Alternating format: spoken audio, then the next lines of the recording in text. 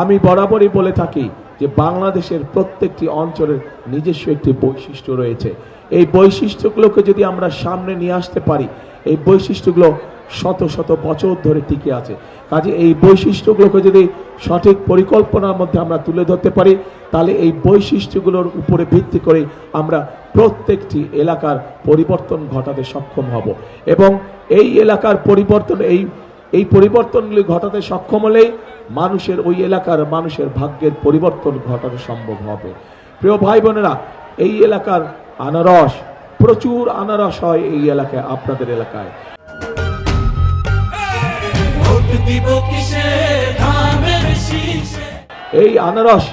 এই আনারসকে কিভাবে আমরা বিভিন্ন জুস থেকে শুরু করে বিভিন্ন বিষয়ে রূপান্তর করে আমরা কিভাবে বিদেশে রফতানি করতে পারি, সেই বিষয়ে আমাদের পরিকল্পনা আছে।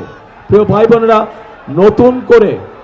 নতুন করে এই অঞ্চলে একটি ফসল উৎপাদিত হওয়া শুরু করেছে, অর্থাৎ সম্ভাবনা দেখা দিয়েছে। কি সেটি পাট শিল্প।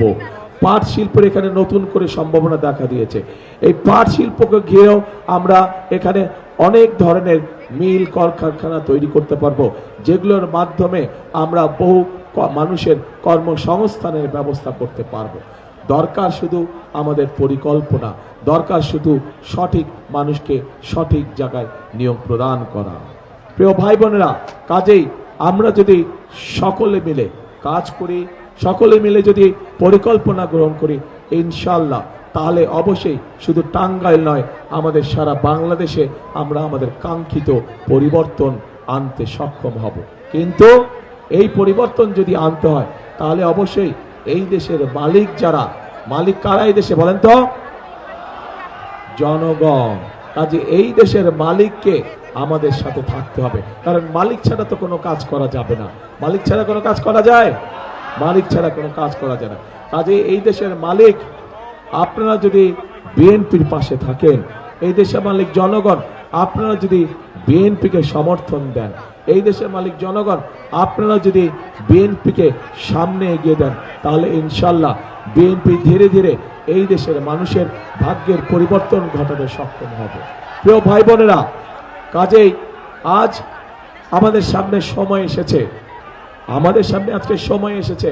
আমরা আন্দোলন করেছি, আমরা সংগ্রাম করেছি, আমরা অত্যাচার নির্যাতন শুরু করেছি, আমরা আমাদের বহু সহকর্মীকে আমাদের মধ্যে থেকে হারিয়েছি। এখন আমাদেরকে গঠন করতে হবে আমাদের দেশ, পুনর্গঠন করতে হবে আমাদেরকে আমাদের বাংলাদেশ। কারণ এই বাংলাদেশকে যদি আমরা পুনর্গঠন করতে না পারি, তাহলে সবচেয়ে বেশি ক্ষতিগ্রস্ত হবে এই বাংলাদেশের মানুষ। কাজেই বাংলাদেশের মানুষের ভাগ্যের পরিবর্তন করতে হলে অবশ্যই এই দেশের আমাদেরকে কঠোর পরিশ্রম করতে হবে এবং এই পরিশ্রম করতে হবে আমাদেরকে ঐক্যবদ্ধভাবে। তাহলেই একমাত্র আমরা মানুষের ভাগ্যের পরিবর্তন করতে পারবো, দেশের ভাগ্যের পরিবর্তনের সাথে সাথে। প্রিয় ভাই বোনেরা, আপনারা যদি নিজেরাও চিন্তা করে দেখেন, এর আগেও যতবার বিএনপি দেশ পরিচালনার দায়িত্বে ছিল, ততবারই কোনো না কোনোভাবে বিভিন্ন এলাকায় উন্নয়নমূলক কর্মকাণ্ড গঠিত হয়েছে। আপনাদের এলাকার হাসপাতালগুলোতে কাজ শুরু হয়েছিল, আপনাদের স্কুল কলেজগুলোকে মেরামত করা হয়েছিল, নতুন স্কুল কলেজ তৈরি হয়েছিল, গ্রামে গঞ্জে রাস্তাঘাট তৈরি করা হয়েছিল। কাজেই প্রিয় ভাইরা, আমাদের যদি সেই রাজনীতির ধারা আবার চালু করতে হয়, একই সাথে যদি নতুন পরিকল্পনার মাধ্যমে এলাকা এবং এলাকার মানুষের ভাগ্যের পরিবর্তন করতে হয়, তাহলে আমরা যেরকম আমাদের পরিকল্পনার কথা আপনাদের সামনে তুলে ধরেছি, আপনাদেরকেও তাহলে একই রকমের পরিকল্পনা গ্রহণ করতে হবে। এবার আমি আপনাদের কাছে জানতে চাইব,